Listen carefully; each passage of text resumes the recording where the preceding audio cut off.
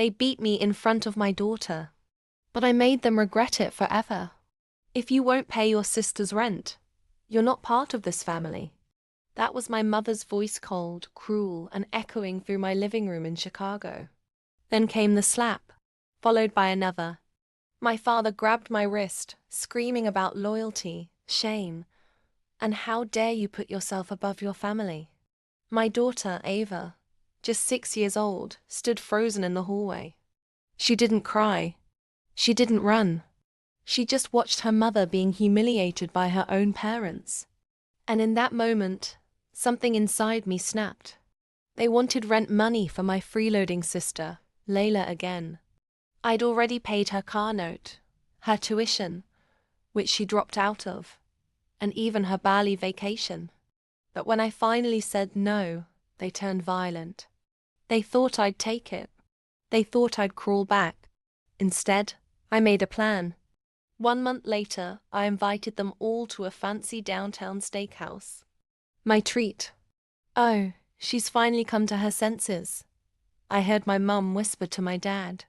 Layla arrived late in a fur coat I paid for last Christmas. When they sat down, champagne already waiting, I handed each of them a black folder. "What's this?" my father asked, flipping it open.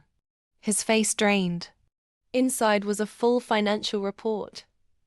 Every dollar I'd spent on Layla, every receipt, every transfer, every favor.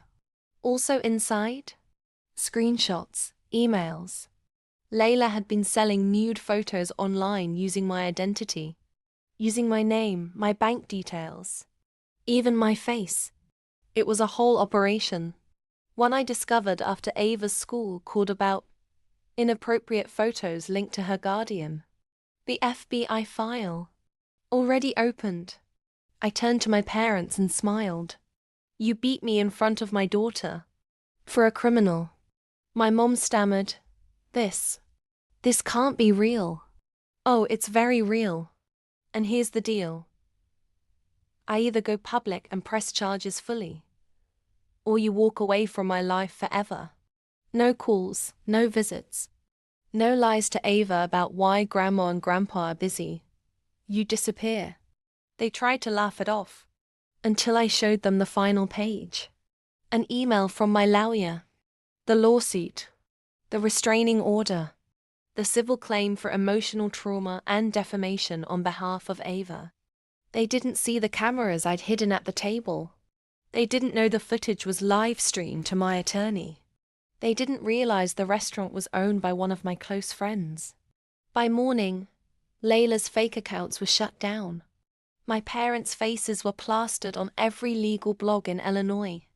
And me? I wasn't just a single mom anymore. I was the woman who stood up, turned pain into power, and protected her daughter warrior precision. Now Ava looks at me like I'm a superhero. And you know what? I am. They thought they could break me. Instead, they watched me rise. And if you've ever been underestimated, betrayed, or pushed too far, subscribe, like, comment, and remember, don't mess with a woman protecting her child.